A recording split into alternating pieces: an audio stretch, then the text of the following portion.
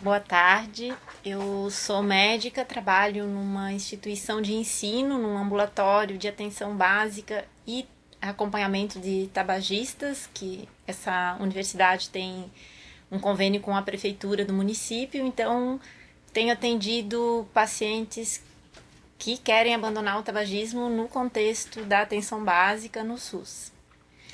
Além disso, eu também trabalho há 7 anos num plano de saúde, também atendendo só pessoas que querem abandonar o cigarro. Então, quais são essas estratégias? Muitos de vocês já trabalham com as estratégias que são preconizadas pelo Ministério da Saúde, e a proposta hoje é nós pegarmos alguns pontos de dificuldades, de desafios, algumas dicas para o acompanhamento desses indivíduos, desses usuários do SUS, desses pacientes que nos procuram solicitando ajuda para o tabagismo, ou muitas vezes tabagistas que não nos procuram com esse objetivo, mas que talvez nós possamos instigá-los, resgatá-los para o abandono do tabagismo. Então, só para a gente ter um panorama geral, os últimos dados do Vigitel, que é essa pesquisa do Ministério da Saúde, que é feita regularmente nos últimos anos, sobre fatores de risco para doenças crônicas não transmissíveis, o tabagismo é um dos fatores de risco avaliado, um dos fatores de risco que são avaliados, e o que então nos traz o Vigitel, que foi publicado em 2014, com dados de 2013. Essa pesquisa ela é feita nas capitais brasileiras por amostragem, então isso é uma estimativa dessa prevalência, né, desse número de fumantes acima de 18 anos nas capitais brasileiras. E para 2013, então, os dados trazem que nós temos em torno de 11,3% da população brasileira acima de 18 anos que são fumantes. Florianópolis com em torno de 12%, né? Então, pessoas acima de 18 anos, que são tabagistas, e o menor índice foi em Salvador, com 5,2% e 16,5%. O que a gente vem observando? Por exemplo, em 2009, a prevalência era em torno de 15% no Brasil e em Florianópolis 20%. Então, para Florianópolis houve uma redução importante, né, do que se estima que seja o número de fumantes. Qual seria uma das razões para diminuir essa prevalência de fumantes? A gente sabe que o que mais contribui para diminuir essa prevalência tem a ver com medidas populacionais, com a legislação mais restritiva dos locais em que as pessoas podem fumar, ou a restrição de propaganda. E o que acontece? Com todas essas medidas populacionais, mais pessoas acabam nos procurando os profissionais de saúde para pedir ajuda para abandonar o cigarro.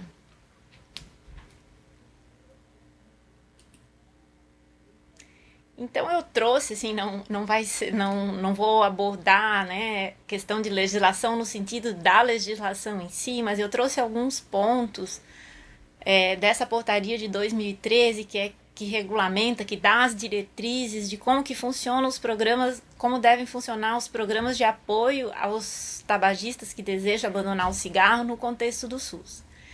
Então, assim, eu trouxe alguns pontos que já nos subsidiam na prática na nossa abordagem, então, para esses fumantes. Então, o que é preconizado? É esse modelo de intervenção, né, baseado numa abordagem cognitivo-comportamental com apoio de medicamentos. Então, a base do acompanhamento dos indivíduos tabagistas que desejam abandonar o cigarro é esse acompanhamento cognitivo-comportamental em que o profissional de saúde vai trazer informações, vai auxiliar junto, né? Na verdade, ele vai auxiliar, ele não vai dizer faça isso ou aquilo, mas ele vai ver a partir das características desse fumante, da vida dele, da relação dele com o cigarro, quais são os encaminhamentos que podem ser dados para auxiliar o abandono do cigarro. De qualquer produto do tabaco, mas o que nós vemos em geral é que a maioria das pessoas utiliza o tabaco sob a forma de cigarro de papel ou algumas vezes os cigarros de palha. Então, essa é a abordagem que é preconizada. E o apoio de medicamentos, o que a gente percebe? Assim, o medicamento ele é um coadjuvante. Eu costumo dizer que todo filme tem um ator coadjuvante, mas o ator principal, no caso da abordagem do tabagista, é a abordagem cognitivo-comportamental. Por outro lado, o que a gente vê? Muitas vezes os usuários vêm, né, nos procurar com a perspectiva de que vai existir um medicamento que vai fazer com que ele abandone o cigarro. Então, embora o medicamento seja um ator coadjuvante, é difícil a gente encontrar um filme que não tem um ator coadjuvante. Tem o ator principal e tem o coadjuvante. No caso do tratamento, né, do acompanhamento do tabagista, o medicamento seria o ator coadjuvante, o que não quer dizer que ele não seja importante também nesse contexto. Então, esse modelo cognitivo-comportamental, ele não é utilizado só aqui no Brasil, ele é um modelo que é preconizado no mundo todo, a própria Organização Mundial de Saúde, empresas públicas, privadas, governos, né, serviços de saúde pública, mas também serviços de saúde privado. O que a gente vê na literatura é que esse seria o modelo mais adequado para auxiliar quem deseja abandonar o cigarro. Ou seja, só medicamento não é tão eficaz para que as pessoas abandonem o cigarro. Então, isso está dito na nossa própria portaria e é que nos dá essas diretrizes, e é importante a gente ter isso em mente, porque muitas vezes o próprio usuário vem com aquela expectativa de que é só o medicamento. E a base não é o medicamento. O medicamento caminha junto, né?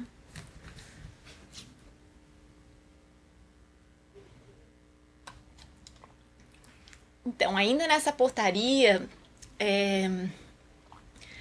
que fala sobre essas diretrizes para o cuidado das pessoas tabagistas, eu vou levantar alguns pontos que a gente deve ter em mente quando acompanha, então, esses indivíduos que desejam abandonar o cigarro. A própria portaria nos diz que deve ser feita a identificação e o acolhimento às pessoas tabagistas em todos os pontos de atenção. Essa, então, não é uma peculiaridade só da atenção básica, mas o que tem acontecido é que esse acompanhamento tem acontecido na atenção básica principalmente, embora em alguns locais ele possa acontecer na média complexidade, né, no nível secundário de atenção.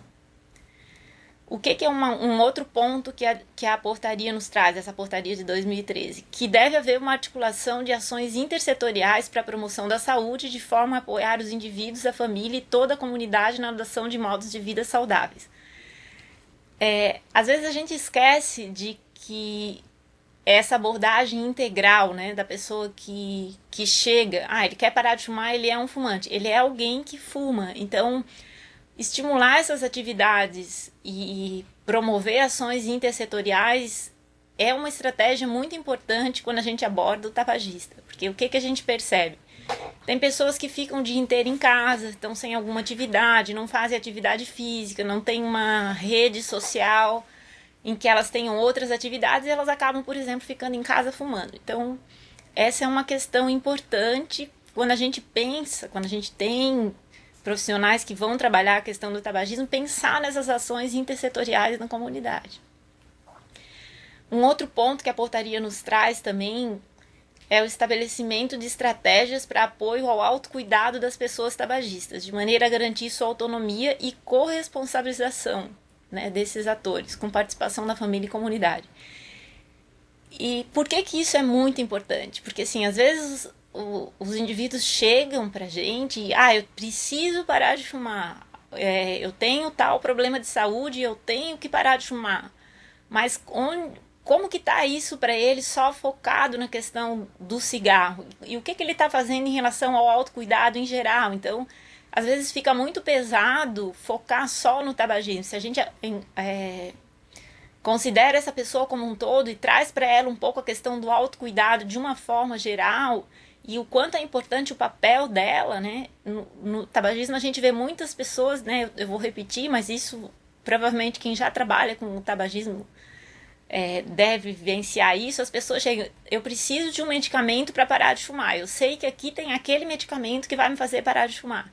Então a responsabilidade fica no profissional de saúde, no medicamento, e a gente precisa lembrar que tem que haver uma corresponsabilização e que tem que haver a parte do autocuidado. Às vezes, a gente vai ver aqui adiante, essa pessoa não tem tanta capacidade de autocuidado. Então, como que a gente vai poder resgatar isso? Com a família, com a própria equipe de saúde da família? Isso a gente vai vendo, então, quais seriam essas estratégias. E aí, a portaria ainda nos traz, então, o que seria essa abordagem para o tabagista? Uma abordagem que é a abordagem mínima, então, todo o tratamento das pessoas tabagistas, ele inclui, para começar, essa abordagem mínima. O que seria a abordagem mínima? A abordagem mínima é aquela que deve ser feita por todos os profissionais de saúde em qualquer serviço de saúde. Então, o que se fala é que ela dura de 1 a 3 minutos, e no que ela consiste? Ela consiste em perguntar para todo indivíduo que chega a uma unidade de saúde, seja pública ou privada, mas aqui nós estamos falando no contexto da atenção, né, de saúde pública, se essa pessoa fuma, se ela já pensou em parar de fumar e se ela gostaria de ter alguma ajuda para isso. Então pode ser que a gente pergunte: o senhor fuma? Sim, eu fumo. Já pensou em parar de fumar? Não, nunca pensei em parar de fumar. Mas o que o senhor acha? O senhor sabia que existe possibilidade de ter algum apoio sobre isso? Eu nunca pensei, mas no momento eu não quero parar de fumar. Essa pode ser uma resposta. Ou a pessoa pode dizer: não, eu sabia que existia, mas eu não sabia que existia aqui na minha comunidade, né, essa possibilidade de um acompanhamento. Então, a abordagem mínima, ela deve ser feita por todos os profissionais de saúde, né? Não só pelos profissionais de saúde de nível superior, mas profissionais de saúde de nível médio, agentes comunitários, técnicos de enfermagem, por toda a equipe de saúde, quer seja na atenção básica ou em outros serviços de saúde. A partir, então, dessa identificação das pessoas que desejam algum tipo de apoio para parar de fumar, esses indivíduos, então, eles passam por uma avaliação clínica e depois, então, esse acompanhamento intensivo, que pode ser individual ou em grupo. E, se necessário, a terapia medicamentosa. É isso que nos diz essa portaria de abril de 2013, que nos dá as diretrizes de como fazer esse cuidado, né, esse acompanhamento, esse auxílio àqueles que desejam abandonar o cigarro. Essa mesma portaria, então, nos diz também, ela define, né, quais são as medicações que vão ser distribuídas no âmbito do Sistema Único de Saúde para auxiliar no abandono do tabagismo. Então, é a terapia de reposição de nicotina, que pode ser sob a forma de adesivos, que de 7, 14 ou 21 miligramas de nicotina, a goma de mascar ou a pastilha de nicotina, e a bupropiona, que é um medicamento, então, que é utilizado via oral.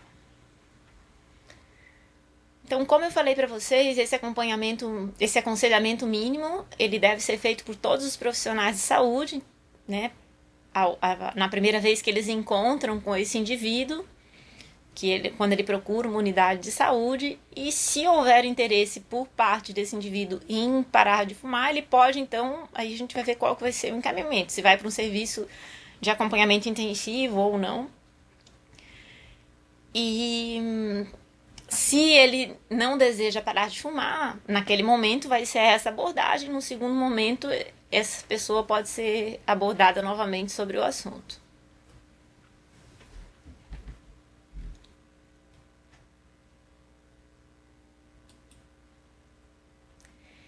Existe também o que a gente chama da abordagem breve, que após essa abordagem mínima, se não existe vamos pensar numa unidade de saúde que não tem alguém capacitado para a abordagem intensiva, que é na qual nós vamos nos deter mais agora adiante, então que os profissionais de saúde que estejam na unidade, mesmo que não tenham os medicamentos de apoio distribuídos na unidade, né, para o tratamento intensivo, que seria a abordagem básica.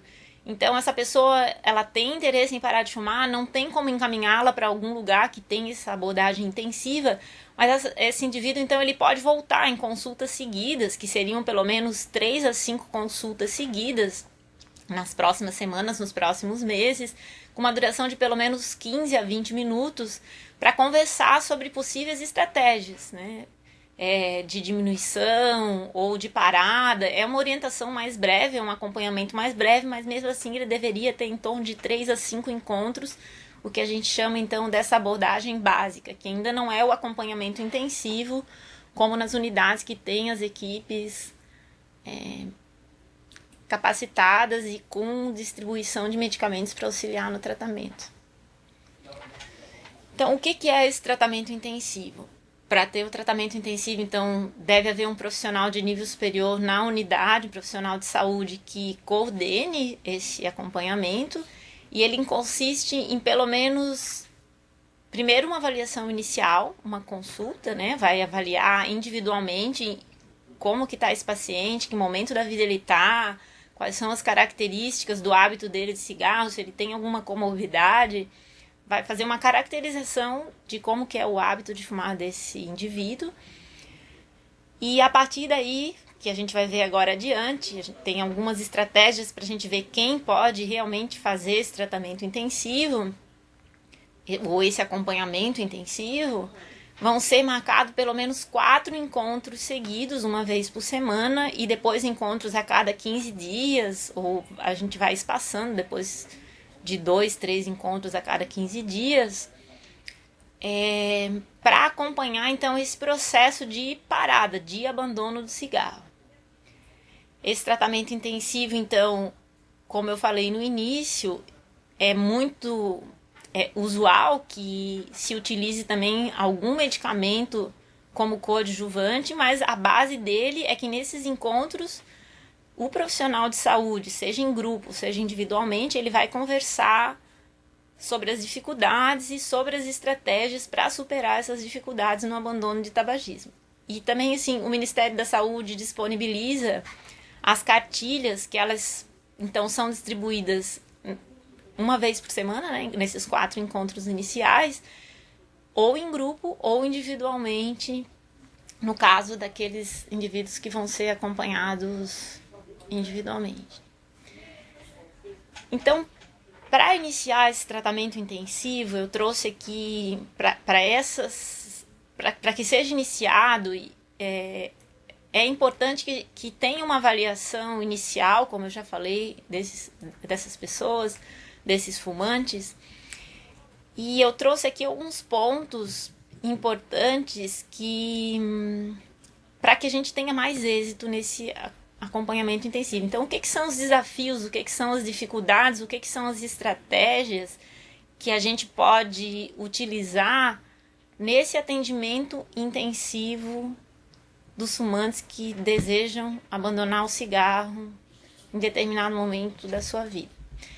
Então, o primeiro ponto nesse encontro de avaliação antes das 4 semanas seguidas é avaliar a fase de motivação. Qual é o modelo que a gente utiliza hoje? Existem 2 autores, Prochaska e de Clemente, que na década de 80 eles desenvolveram um modelo que ele é utilizado para várias dependências ou para várias situações de mudança de padrão, de estilo de vida, e que ele é muito utilizado no tabagismo. Então, esse modelo, o objetivo dele é tentar auxiliar o profissional que está acompanhando o tabagista em qual é o tamanho dessa motivação, qual é a motivação desse fumante naquele momento para realmente abandonar o cigarro, né, para abandonar o tabaco. E a partir dessa identificação, então a gente tem mais ou menos algumas estratégias ou estratégias gerais, claro que sempre elas vão ser individualizadas para a realidade daquele indivíduo, mas que vão auxiliar, então, quer seja mudar a fase de motivação desse indivíduo ou fazê-lo caminhar na direção de abandonar o cigarro. Então, os autores dizem que esse é um modelo transteórico. Por que transteórico? Porque ele foi construído a partir de diferentes teorias, e o foco desse modelo, né, de avaliar essa fase de motivação é ver qual que é a prontidão naquele momento. Eu quero parar de fumar, mas eu não agora. Quando meu filho completar 18 anos, e o filho nasceu faz 6 meses. Então, essa pessoa, ela tá pronta para parar de fumar? Parece que não, parece que ela quer, mas é uma coisa muito distante. Então, se esse indivíduo ele partir para as sessões semanais, ou seja no grupo ou individualmente, provavelmente não vai ter êxito no abandono, porque a fase de motivação que ele tá ainda não é tão, ele não tá tão pronto ainda, né, para esse abandono. Então, seriam 5 fases que esse modelo propõe. A primeira fase seria uma fase de pré-contemplação. Então, é aquela pessoa que chega e que diz: não, eu sei que fumar faz mal, mas eu gosto muito de fumar e eu não tenho vontade de parar de fumar nesse momento. Várias pessoas já me falaram, o meu médico já disse, o meu dentista também falou, mas esse ano eu não vou parar de fumar. E aí a gente traz, isso não é um número fixo, né? Mas assim, pra gente ter uma noção de grandeza, então seria aquela pessoa que ela não tá pensando em parar de fumar nos próximos 6 meses, 1 ano. Esse indivíduo que está na fase de pré-contemplação, então ele não está motivado o suficiente nesse momento para abandonar o cigarro. A próxima fase seria a fase de contemplação. Como o próprio nome diz, ele está contemplando o assunto. Pois é, eu sei que o cigarro não me faz muito bem, eu já fico um pouco cansado quando eu subo as escadas, quando eu brinco com meu filho de 10 anos, eu já não consigo jogar bola da mesma forma, a minha pele não está tão bonita, mas eu gosto muito de fumar. Eu tô pensando no assunto, mas não vai ser agora. Então, de alguma forma, se a gente pudesse dizer um tempo, ele tá pensando no assunto. Não é para agora, mas também não tá tão longe. Não é para daqui a 6 meses, 1 ano. É para os próximos 6 meses, aí eu vou tentar. É mesmo, tem um programa aqui para quem quiser, eu vou pensar no assunto. Tem a próxima fase, então, que seria a fase de preparação, que a pessoa já chega, o indivíduo já chega e ele já está se preparando para esse momento do abandono. Durante 20 anos, eu fumei cerca de 40 cigarros por dia, 2 carteiras, e nos últimos 3 meses eu já estou fumando 1 carteira só. Eu comecei a fazer caminhadas, mas eu só consigo fazer 2 vezes na semana, e eu soube que aqui existia uma possibilidade de ter algum tipo de ajuda. Então, ele está se preparando para esse momento. Ele pensa no próximo mês, nos próximos 2 meses, ele consegue estabelecer que a curto prazo, né, 30, 40, 60 dias, ele quer largar o cigarro. Ele está vindo pedir ajuda para isso porque ele já está se preparando. A fase de ação, então, são mudanças mais claras, né? Vai ter tudo isso que já aconteceu na fase de preparação, mas ele vai estar um pouco mais pronto, né? Essas fases, elas não são estanques, como a gente vai ver no próximo slide, e muitas vezes também é difícil para a gente avaliar essa pessoa está se preparando ou ela já está pronta para a ação. O que diferenciaria, no caso do tabagismo, né, a preparação da ação? A gente considera que ele está em fase de ação quando ele tomou a medida efetiva de largar o cigarro. Então, ele pode chegar e dizer, olha, eu estou desde ontem sem fumar, ele tomou uma atitude, ele teve essa ação, mas eu não sei, eu tô com receio de não conseguir sozinho, eu já tinha me inscrito aqui para vir fazer essa consulta, mas ontem eu já tomei a atitude de parar de fumar. Ou é alguém que está em acompanhamento e ele veio na consulta anterior, há 1 semana atrás, e ele chega e diz, agora faz 3 dias que eu estou sem fumar. Então a fase de ação seria aquela que ele toma mesmo a atitude de abandonar o cigarro. Pode acontecer que eu estou há 1 semana sem fumar, mas eu fumei 1 cigarro em 3 dias. Então a gente consideraria isso um lapso dentro do processo de ação. E a manutenção, então, seria a fase em que já houve o abandono do cigarro, mas que pode haver recaída, pode haver lapso. E aí a gente diferencia, então, o lapso seria quando esse indivíduo fumou algum cigarro, mas ele não voltou a uma rotina de fumar todos os dias. Algumas vezes isso não fica tão claro. Então, ele está no processo de acompanhamento, ele já está há 2 semanas sem fumar, mas todos os dias todo dia eu fumo meio cigarro, porque o meu marido fuma, então todo dia ela fuma meio cigarro. Isso é uma fase de ação ou de preparação? Parece que é uma fase de ação, que ela está tendo lapsos, né?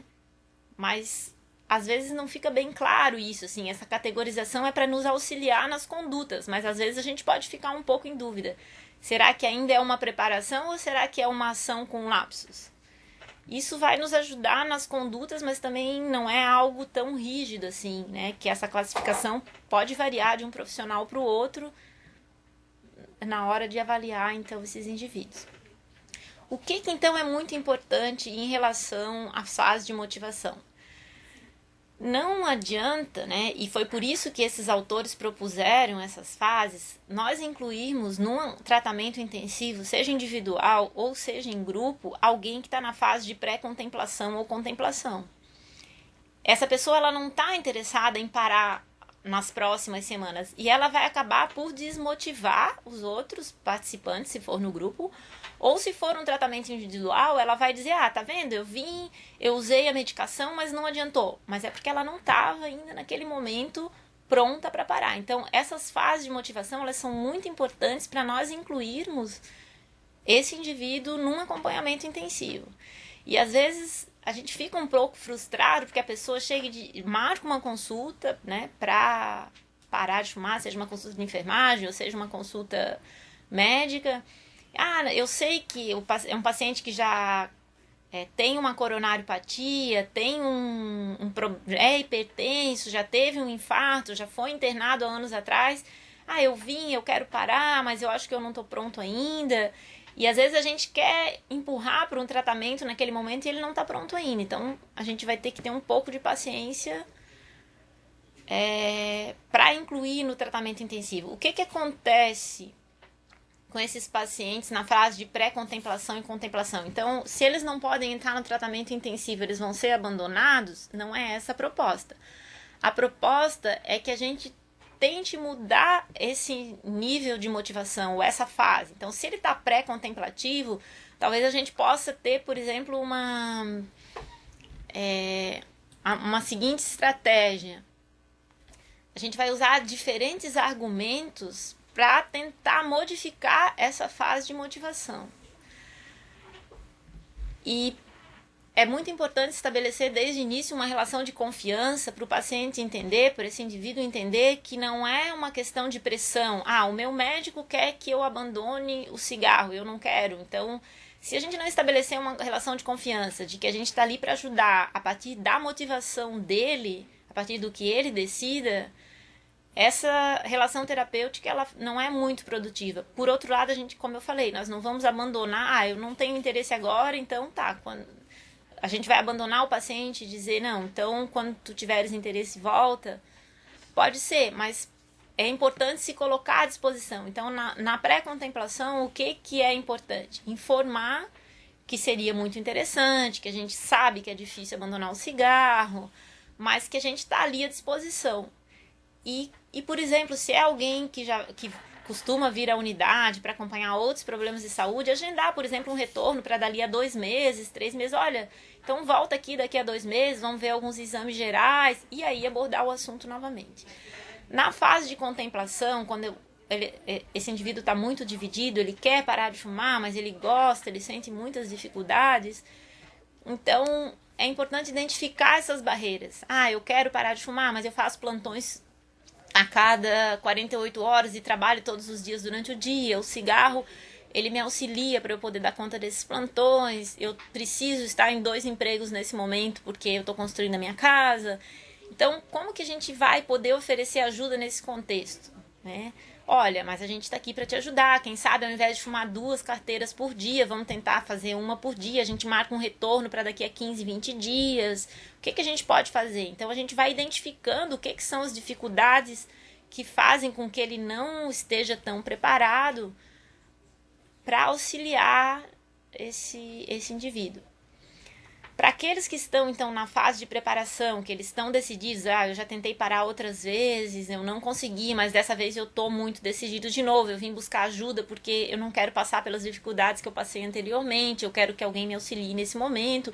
Então, esses indivíduos, sim, podem ser já encaminhados para um acompanhamento intensivo, que vão ser aquelas 4 sessões estruturadas individualmente ou em grupo. Também quem chega já na fase de ação, às vezes tem pessoas que chegam, eu parei há 2 dias ou eu parei há 1 mês, mas parece que eu vou voltar, eu não estou conseguindo dar conta, eu estou muito ansioso, eu estou com insônia. Então, quem está nessa fase de preparação e ação é que seria encaminhado para essas sessões estruturadas. E a fase de manutenção? É importante a gente manter um acompanhamento regular desses indivíduos, porque o que nós sabemos? Que nos primeiros 6 meses a 2 anos, alguns estudos falam em torno de 6 meses, mas de 6 meses a 2 anos, numa média aí de 1 ano, é um período de adaptação para esse organismo funcionar de uma outra forma, tanto no aspecto farmacológico da dependência da nicotina, quanto na questão de adquirir outros hábitos. Então eu chegava todos os dias em casa e fumava um cigarro às 6 horas da tarde. Até esse hábito não fazer mais parte, né? A vontade de ter essa mesma atitude, parece que isso leva em torno de 1 ano a 2 anos, no mínimo 6 meses. Então isso seria importante para acompanhar essas pessoas nesse período de 6 meses a 1 ano, mesmo que não seja semanalmente, mensalmente ou a cada 2 meses, para que, se houver alguma dificuldade importante, é muito comum também que aconteçam lapsos e recaídas nesses períodos, para que se possa auxiliar antes que volte a um hábito no mesmo patamar que havia antes. Então, essas 6 primeiras semanas, né, como eu falei para vocês, são 4 semanas, mas depois o que é preconizado é que a gente tem ainda a cada 15 dias pelo menos 2 encontros, depois vai se espaçando de acordo com cada programa. Ela é muito importante no acompanhamento.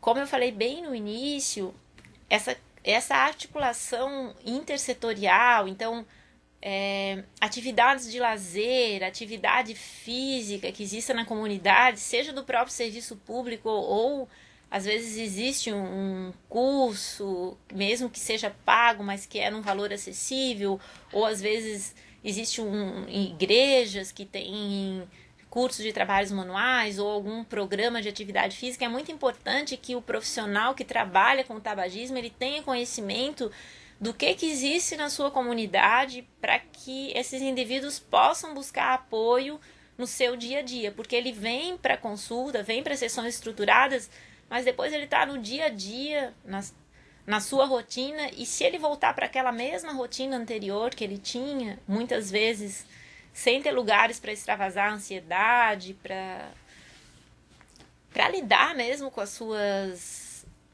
para relaxar um pouco, para descansar do seu trabalho, ele pode voltar facilmente para o cigarro como um apoio para relaxar, para descansar, para ter um pouco de prazer. Então, é muito importante que se articule, que se conheça, né, esses setores na comunidade para poder encaminhar ou sugerir para quem está nesse processo de abandono do tabagismo. Alguns casos, a gente vai perceber no acompanhamento que eles podem precisar de um acompanhamento nutricional específico ou psicológico. Então, o que é esperado? Que se ganhe em torno de 2 a 4 quilos e que se perca pelo menos 50% desses 2 a 4 quilos num período de 2 anos, que é esse período de adaptação. Mas algumas pessoas ganham 8, 10, 12 quilos. Por quê? Porque elas trocam a compulsão, aquele espaço vazio que fica do cigarro, por um excesso de alimentos. Eu me recordo de um paciente que eu atendi há muitos anos, mas foi alguém que me marcou bastante, que era na época de festas juninas e ele ia no supermercado e comprava essas caixas com pé de moleque, paçoca, que vinha 30, 40, e ele dizia que depois do almoço ele sentava na frente da televisão e comia 10, 20, 30, 40 pés de moleque ou paçoca. Então, precisa haver uma avaliação nutricional, algum tipo de orientação para as pessoas que estão com muita dificuldade, porque muitas pessoas resolvem voltar a fumar porque elas estão ganhando muito peso. E muitas vezes também a gente, com a retirada do cigarro, aparecem conteúdos emocionais, questões psicológicas que são importantes, que são densas e que nós, como profissionais que estamos acompanhando o tabagismo, talvez não tenhamos essa habilidade para abordar esses conteúdos, né? Às vezes traumas de infância, adolescência ou situações conturbadas atuais e que talvez esse indivíduo precise de um acompanhamento psicológico. Então, não é que todo paciente que deseja parar de fumar precise ir para o nutricionista ou para o psicólogo, mas é importante que nós estejamos atentos para essas duas situações que pode ser necessária fazer esse encaminhamento. Então, como eu falei ali na questão da rede social, às vezes um curso de música, aprender a tocar um instrumento, um trabalho manual, precisa se ocupar. O fumante ele tem muito isso de estar com as mãos ocupadas, palavra cruzada, sugerir coisas que essa pessoa possa fazer para ocupar aquele espaço que ela tinha do movimento do cigarro, que são inúmeras vezes ao dia, né? Imaginem vocês, quem fuma 20, 40 cigarros, quantas vezes ao dia ele faz esse movimento e que acaba ficando um espaço vazio.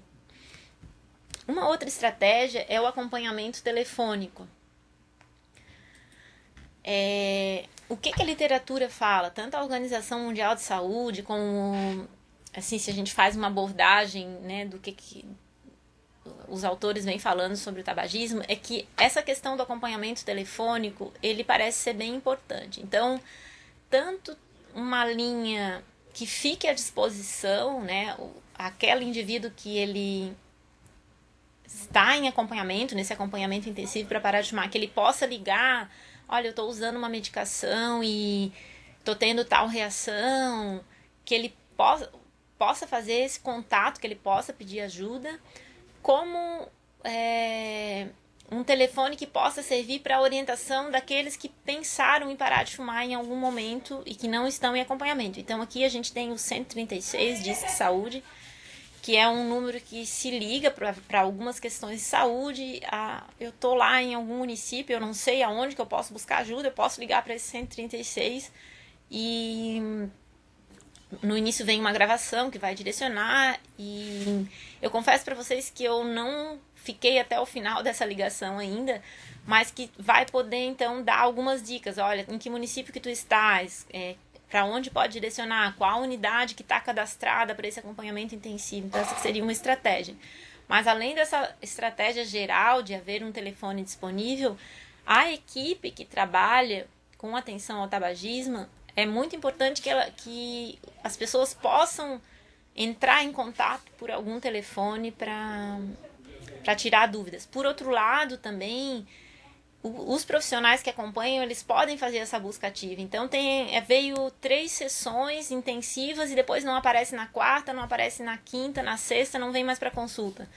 A gente liga, é que eu acabei voltando a fumar, e fiquei com vergonha de voltar. A gente vê que os pacientes falam muito isso, mas já que vocês estão me ligando, então eu vou agendar de novo uma consulta. Então essa busca ativa por parte dos profissionais também é uma estratégia interessante para aqueles que já iniciaram um acompanhamento intensivo. Um ponto importante, né, assim, que para a gente avaliar nesses indivíduos que estão no acompanhamento intensivo ou que vão entrar para esse acompanhamento intensivo para abandonar o cigarro, seria avaliar as comorbidades. Então, não adianta, mesmo que a pessoa esteja muito motivada, se ela estiver descompensada de algum problema de saúde, ela abandonar o cigarro naquele momento, porque muitas vezes o cigarro está sendo o apoio, mesmo que seja um apoio que prejudica a saúde, ele acaba funcionando como um apoio. Então, por exemplo, um quadro depressivo, abandonou o tratamento e seja psicoterápico ou seja medicamentoso e resolveu que quer parar de fumar. Se essa pessoa já teve momentos de descompensação anteriores, tirar o cigarro sem um acompanhamento psicológico ou medicamentoso, depende de cada caso, pode agravar esse quadro. Então é importante primeiro estabilizar eu tô com muita insônia, eu não consigo dormir todos os dias. A hora que nós retirarmos o cigarro, essa pessoa vai ter muito sofrimento físico, né, psíquico, enfim. Então é muito importante que se veja essa parte do que são esses problemas que a pessoa já teve ou que ela tem naquele momento. E aí, se é um profissional não médico que está fazendo o acompanhamento intensivo para o tabagismo, é muito importante que tenha o diálogo com o médico da equipe, porque ele vai estar atendendo esse paciente também. Então, conversar sobre a medicação, mesmo as medicações de uso externo, como a goma e o adesivo, eles têm contraindicações. Alguém que teve um infarto há pouco tempo, alguém que tem uma história de doença vascular e que não está compensado naquele momento. Então, esses medicamentos, mesmo sendo um adesivo, mesmo sendo uma goma, ele pode piorar esse quadro clínico. E isso pode desmotivar, né, além de ser um risco. Então, é importante ter o diálogo, né? Nós sabemos que esse acompanhamento intensivo, ele pode ser coordenado por profissionais de saúde de várias áreas, né? Odontólogos, psicólogos, assistente social, mas é importante ter o diálogo, até porque muitas vezes esse indivíduo ele vai estar fazendo consultas individuais com o médico e é importante que a equipe esteja em diálogo. Algumas vezes a gente pode perceber, a gente precisa fazer, esse paciente está em acompanhamento num CAPS ou enfim, em outros serviços e é importante então ter o diálogo com essas equipes. O que são alguns aliados importantes? A atividade física é muito importante. Tanto pela questão biológica em si, como pela questão psicológica, como pelo aumento de peso, pelos sintomas depressivos, as atividades de lazer, como eu falei, mas a atividade física, esse indivíduo ele vai precisar movimentar esse organismo com alguma outra coisa que não a nicotina, né? No primeiro momento talvez a gente até esteja repondo nicotina, mas ele vai ter que ter uma outra performance biológica e a atividade física é bem importante para isso.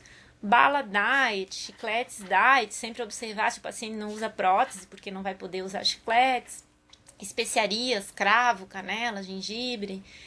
E também um desafio, né, que pode acontecer, mesmo que a gente tenha feito uma boa avaliação no início, é às vezes aparecer um quadro depressivo, outros quadros psiquiátricos, né, que a pessoa nem sabia muito que tinha, um transtorno bipolar, por exemplo, quando retira o cigarro, então ela pode desencadear, né, porque o cigarro estava funcionando como um apoio, então a gente tem que estar atento. Esse sintoma de tristeza, de desânimo, de estar tendo mais sonolência, é porque retirou a nicotina e essa pessoa está um pouco triste, está sentindo a falta da nicotina ou está muito persistente e isso pode caracterizar um quadro de depressão, por exemplo. Então isso é importante a gente estar atento para diferenciar o que é essa reação esperada na retirada do cigarro, que é um funcionamento um pouco mais devagar do organismo, ou se há realmente alguma outra situação, né, fisiológica. Então, como eu falei, já terminando, esse acompanhamento, foram feitas as 4 sessões em 4 semanas seguidas, foi feita depois a cada 15 dias, mais 2 ou 3 sessões. Como que vai ficar, então? É importante que esse acompanhamento seja feito de 6 meses a 2 anos, cada serviço vai estipular qual é esse tempo, mas o ideal é que seja em torno de 1 ano, pelo menos, em que esse indivíduo ele vai ser abordado novamente. Porque, como eu falei anteriormente, é mais comum acontecer lapsos, recaídas nesse período, e ele pode ser de novo reintroduzido nesse acompanhamento intensivo. Então, ou por consultas, nas consultas por outros problemas de saúde, ou por telefone, se for alguém que não tem problema de saúde nenhum, então talvez fazer o acompanhamento telefônico, ou agendar, olha, daqui a 2 meses a gente vem fazer uma consulta de enfermagem para conversar como é que está a situação, ou uma consulta médica, ou às vezes convidar para encontros de grupo, vai iniciar um outro grupo na próxima semana.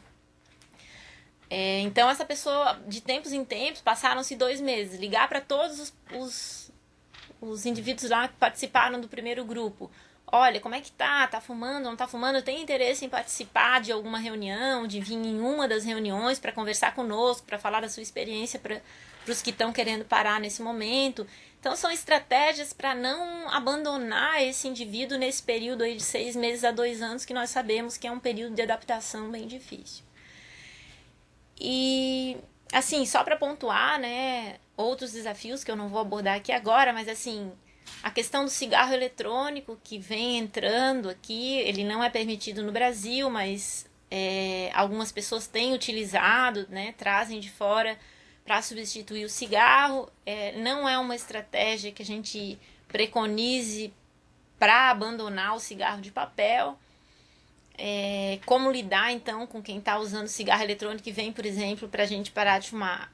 A gente vai seguir as mesmas estratégias do cigarro de papel, sabe? E sempre Tem algumas, assim, algumas perguntas, né? Ah, então ele não faz tão mal porque ele não tem fumaça. Talvez ele não tenha tantas substâncias cancerígenas da fumaça, mas o efeito da nicotina, que é de vasoconstrição, que é de lesão da parede dos vasos, isso vai acontecer da mesma forma. O uso do narguilé, que também há uma absorção grande de nicotina, né? Embora não tenha fumaça, isso também deve ser desencorajado. A questão do ganho de peso, que eu já falei, então sempre a gente tem que ter em mente essa questão do ganho do peso, porque ela é usual. E alguns grupos específicos, né? Adolescentes, gestantes. Talvez uma das estratégias que a gente possa utilizar, às vezes não tem tantas gestantes fumantes, mas se a gente já tiver 5, 6 gestantes naquela área da unidade de saúde, da equipe, que são fumantes, talvez possa ter uma estratégia específica para aquele momento da vida. Vai ter que ter em relação à medicação, se for utilizar, vai ter que ter um acompanhamento médico, né? Porque é uma situação especial de gestação. Mas buscar aqueles interesses específicos daquele grupo. É bem complicado o acompanhamento dos adolescentes, porque assim, é muito difícil ter algum prejuízo à saúde na adolescência, que ele está começando a fumar. Enfim, tem que ver estratégias específicas. Uma delas seria fazer esses grupos separados, porque é muito difícil para um adolescente participar de um grupo de pessoas de 40, 50, 60 anos, né? E às vezes um outro desafio também é a questão do medicamento não estar disponível. Então a gente sabe que muitas pessoas nos procuram no sistema público por conta de saberem que existe a distribuição de medicamentos. A gente está sem medicamento. Às vezes acontece que no decorrer do acompanhamento de um grupo, das sessões intensivas mesmo que individuais, acaba a medicação. Então, dentro das possibilidades que essa pessoa adquira a medicação, né, mesmo que seja aquela que estava sendo distribuída na unidade, e se não, manter pelo menos o acompanhamento seguido, buscando essas estratégias de apoio. Um argumento que eu utilizo muitas vezes é que as pessoas dizem que não têm condições de comprar um medicamento porque faltou durante uma semana ou 2, mas anteriormente elas estavam usando esse dinheiro para comprar cigarro. Então, já no início, uma dica também que a gente utiliza muito para os pacientes, independente de faltar o medicamento ou não, é que ele comece a guardar todos os dias. Por exemplo, se ele fumava uma carteira, R$6, ele colocar todos os dias R$6 num cofrinho e ir guardando esse dinheiro. Pode ser que ele precise para o medicamento, ou ele pode comer uma pizza com a família, ele pode fazer uma viagem. A gente sabe, por exemplo, que quem fuma 2 carteiras por dia, R$15 por dia, ou R$14 por dia, em 10 dias são R$140, em 30 dias são 280, perdi a conta, façam 420. Esses seriam, assim, os principais desafios. Eu deixo aqui também para vocês a página do INCA. Se vocês olharem ali no cantinho à direita, tem um íconezinho, Observatório da Política Nacional de Controle de Tabagismo. Aqui sempre estão saindo notícias novas. Saiu uma portaria agora que determina tal e tal coisa. Acho que vocês se recordam no final do ano passado, né, que teve essa legislação que então proíbe fumar em ambientes de trabalho, então não existe mais fumódromo, e com isso muitas pessoas nos procuraram. Então isso tudo sempre está sendo atualizado aqui nessa página do INCA, sejam questões clínicas de acompanhamento ou questões gerais sobre o tabagismo. Era isso que eu tinha para expor, e a gente fica agora com algumas dúvidas que vocês têm, a gente pode conversar um pouquinho. Tá ótimo, então, Silvia, obrigada. Enquanto tu falavas, o pessoal já foi mandando mais comentários, assim, que eles tiveram sobre o assunto.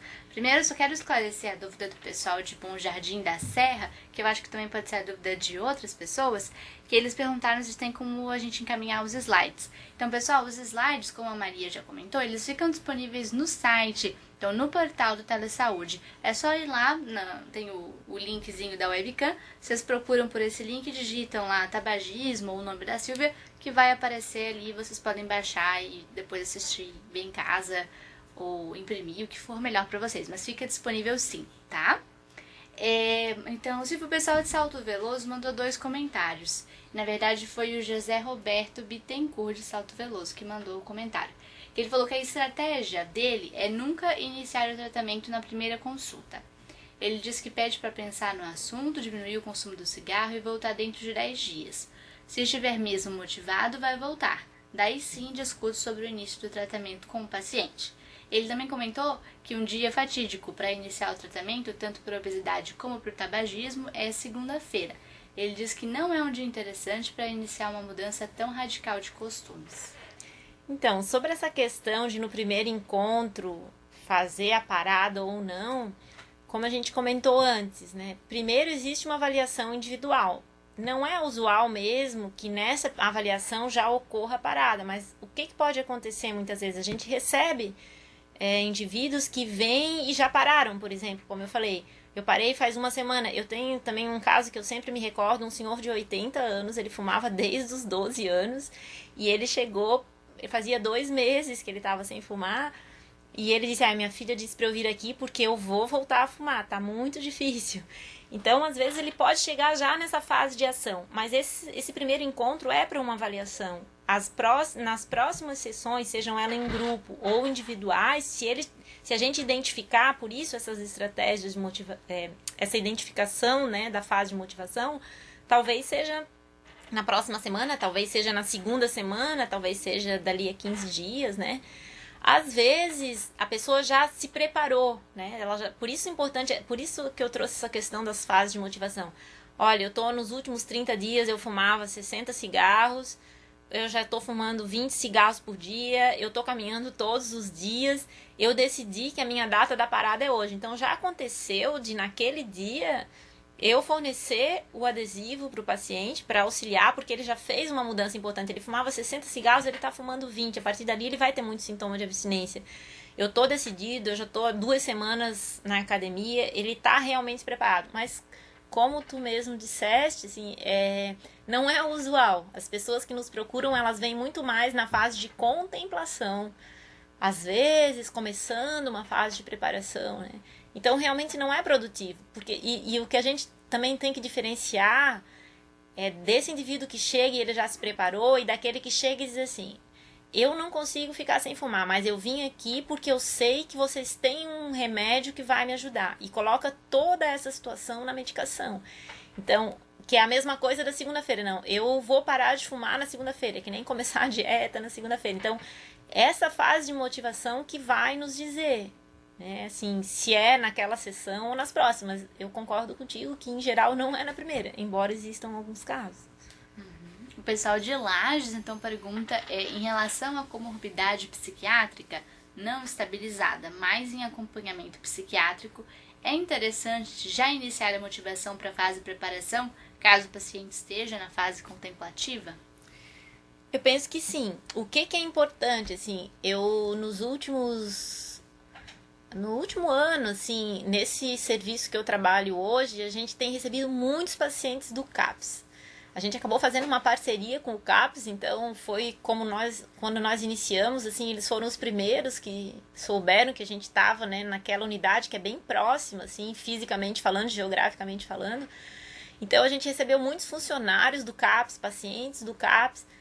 O que é importante no caso dos pacientes que têm uma morbidade psiquiátrica importante, né? A avaliação tem que ser mais cuidadosa ainda. Porque tirar, assim, eu lembro de um caso que eu atendi agora há pouco tempo, era uma paciente que ela já está há 1 ano, ela já tentou, ela não conseguiu, e ela teve uma tentativa de suicídio 2 semanas antes de nos procurar esse ano. Então, o que a gente faz? Eu tenho o telefone já da enfermeira do CAPS, já está gravado no meu celular. Ligo para a enfermeira, olha como é que tá. E aí ela disse, não, mas eu quero parar. Eu já diminuí, eu fumava 20, 40 cigarros, eu tô fumando só 5. Então, eu vou fazer assim, eu vou colocar o adesivo. E eu liguei para a enfermeira e pedi, olha, eu vou te pedir para tu fazeres uma visita domiciliar para ela. Porque é uma paciente que está num equilíbrio muito tênue. Só que ela chegou para mim e disse, por favor, me dá o adesivo. Eu tô há 1 ano, paro, volto, fico um dia, eu não consigo ficar sem adesivo. Então, se com todos os pacientes a gente já tem que ter um cuidado na retirada da nicotina como uma droga, porque ela de alguma forma, a pessoa está vivendo com essa substância e está auxiliando de alguma forma o dia a dia dela. Mesmo que tenha o que é prejudicial, esse ganho da nicotina como uma substância estimulante, ela existe. Então, a gente pode começar com com redução de danos no seguinte sentido, né? Muitas vezes o paciente psiquiátrico, ele não tem uma atividade. Essa paciente mesmo que eu me recordo agora, ela disse, mas eu chego em casa de noite, eu não tenho o que fazer, eu fico fumando. Falei, mas você não estás com alguma atividade no CAPS? Eu gostava muito de fazer mosaico. Quando eu fazia mosaico, eu ficava até 2 horas da manhã fazendo mosaico. E aí eu conversei com isso com a enfermeira. Olha, vocês não vão voltar à oficina de mosaico? Não, a gente não vai voltar, mas eu posso propor a ela para a gente fazer um trabalho individual com isso. Então, é possível sim levar para a fase de preparação. Talvez pensando que essa fase de preparação vai ser um pouco mais longa, tem que ser um pouco mais cuidadosa do que alguém que não está, né, nessa situação de tratamento de uma morbidade psiquiátrica mais grave, mais importante. Mas assim, a gente tem tido êxito, pelo menos na redução de danos, assim, e eu me recordo também de um paciente que ele verbalizou isso muitas vezes. Ele fumava 3 carteiras por dia, e quando a gente orientou para que ele começasse com alguma atividade física, assim, então vamos andar 20 minutos. Não, 20 minutos eu não consigo. Ele não fazia nada, só ficava em casa. Então, 15, não, 15 também não consigo. Não, então 10. Não, 10 eu também não consigo. Então, 5 minutos de manhã e 5 minutos da tarde. E ele parou de fumar, ficou 6 meses sem fumar. Esse ano ele retornou, que ele começou fumando 5 cigarros por dia. Então a gente vai reiniciar o processo, mas ele mesmo verbaliza isso. Ninguém acreditava que eu ia parar de fumar, porque todo mundo disse que eu sou um paciente psiquiátrico e que eu não ia conseguir. Então demora um pouco mais, a gente tem que ter um pouco mais de paciência, mas aí sim trabalhar junto com os profissionais da área de saúde mental, para acolher esse paciente. Silvia, o pessoal de Caçador então compartilha a experiência deles, dizendo que eles têm um grupo de tabagismo com bons resultados no município, mas têm dificuldade com alguns pacientes que frequentam os grupos, que estão dispostos a parar. Eles usam todas as estratégias, mas eles não conseguem então parar com o fumo. Qual estratégia que não esteja no programa que eles podem utilizar? Então, eu acho que a primeira coisa que a gente tem que pensar é isso, assim, por isso que eu trouxe essa questão das fases de motivação. Para chegar no grupo de tabagismo, que é o tratamento intensivo, ou para o tratamento intensivo com consultas individuais, ele tem que necessariamente já estar nessa fase de preparação. Se ele ainda está contemplando o assunto, se ele ainda não consegue se perceber, né, a vida dele sem cigarro, porque quem está na fase da preparação começa a imaginar a sua vida sem cigarro, embora tenha dificuldades. E quem está contemplando ainda está muito dividido. Então, talvez a estratégia seja fazer alguns encontros mais espaçados, ou, como eu falei, essas ações intersetoriais. Então, às vezes, fica muita pressão, eu tenho que parar de fumar, eu tenho que parar de fumar. Os pacientes verbalizam isso, né? Assim, eu tenho vergonha de fumar, não pode mais fumar em qualquer lugar. Então, uma estratégia, assim, eu considero a atividade física como uma estratégia fundamental para quem quer abandonar o tabagismo. Vocês podem observar, claro que existem fumantes que já fazem atividade física, mas eles são a exceção. Então, por exemplo, incluir num programa de atividade física da unidade de saúde ou da comunidade, isso vai estimular que a própria pessoa perceba as dificuldades que o cigarro está trazendo e com isso ela vai ter uma motivação interna. Porque se não houver essa motivação por parte do indivíduo, o que está acontecendo é ele colocar no profissional de saúde de que vai existir um medicamento, de que vai existir alguma estratégia que o faça parar de fumar. E isso não existe. Tem pacientes que chegam e falam, eu vim aqui porque eu quero que a senhora me dê um remédio para eu parar de fumar. Na hora eu já falo, não existe medicamento para parar de fumar. Existem medicamentos que podem te auxiliar quando tu decidires parar de fumar. Mas eu não consigo, mas a gente está aqui para a gente conseguir juntos. Então, eu penso que assim, se eu pudesse dizer uma estratégia específica, eu diria que seria investir em atividade física, mas também grupos de apoio, grupos de convivência, trabalhos manuais, coisas que a pessoa tenha outras motivações, né? Outras atividades de lazer, de prazer, porque o cigarro, ele dá uma sensação de prazer, seja momentânea, um pouco mais duradouro, então tem que descobrir outras coisas que vão fazer essa pessoa ter um pouco de prazer, um pouco de alívio das tensões, das ansiedades. Então, se ainda não está conseguindo chegar no grupo e parar, talvez não seja grupo para parar de fumar, talvez seja um grupo de trabalhos manuais ou de atividade física. Certo. Pessoal, mais alguma dúvida, alguma pergunta? Pessoal de Caçador, então, digitando provavelmente uma resposta. Silvia, eles elogiaram bastante a palestra, como tu podes acompanhar aí também. Obrigada. Então, agradecendo aí pelo tema, também pela abordagem. Vou esperar aqui o pessoal de Serral dizendo que foi muito bom. Obrigada. Eu vi aqui que tem alguém que é de Benedito Novo, né? Que eles falam que tem concurso cultural. Ah, sim. Então, essas também são estratégias para divulgar entre os jovens. Às vezes, para os jovens é muito difícil os jovens nos procurarem, né? E talvez, assim, numa abordagem mais indireta, atividades mais lúdicas, como esses concursos, né? O tema apareça um pouco mais e daí possa se divulgar. Olha, se alguém precisar de ajuda, a gente está lá, né? Existe uma forma de apoiar, né? De ajudar nessa caminhada. Pessoal, então, de Caçador fala, você teria algum questionário para fazermos durante a primeira entrevista para saber em que fase o fumante está? Muito obrigada, a palestra foi muito construtiva e esclarecedora. Então, para fazer essa... É até um pouco desagradável dizer, né? Categorizar as pessoas, mas assim, para fazer essa avaliação da fase de motivação, eu coloquei várias referências bibliográficas, vocês podem procurar, né? Em algumas delas, assim. Não existe, assim, um questionário específico, mas existem algumas perguntas, assim. Então, quando a gente está em dúvida, ele está contemplando o assunto, está em dúvida, ou ele já está se preparando? Olha, como é que tu te imagina sem cigarro? Ah, eu não me imagino. Não, eu quero parar, eu tô pronto, eu vim aqui, eu quero que me dê um medicamento para eu usar e vou parar amanhã. Mas como é que tu te imagina sem cigarro? Ah, eu não consigo me imaginar. O que tu vais fazer naquele momento? Ah, eu fumo, toda vez que eu tenho um problema na família, ontem eu briguei com meu filho, eu fui lá e fumei. E como é que tu vais fazer, então, se amanhã tu brigares com teu filho de novo? Ah, eu não sei. Então vamos tentar imaginar juntos e aí a gente vai pegando dados concretos se essa pessoa realmente está pronta ou se ela ainda está contemplando o assunto. E daí, na dúvida, a gente marca um retorno, mesmo que ainda não encaminhe para o grupo. Olha, então vamos fazer assim, a gente conversa semana que vem. O que dá para fazer essa semana? Vamos começar com uma caminhada todos os dias para ver, vamos diminuir de 20 para 15 cigarros. E aí o objetivo não é diminuir nicotina de 15 para 20, mas para a pessoa começar a se dar conta, marcar um horário, vamos fumar de hora em hora para ver como é que... Para a pessoa não fumar no automatismo, ou como que ela vai fazer quando der vontade agora, e ela tem mais meia hora para fumar. O cigarro ainda está ali, ele ainda está disponível.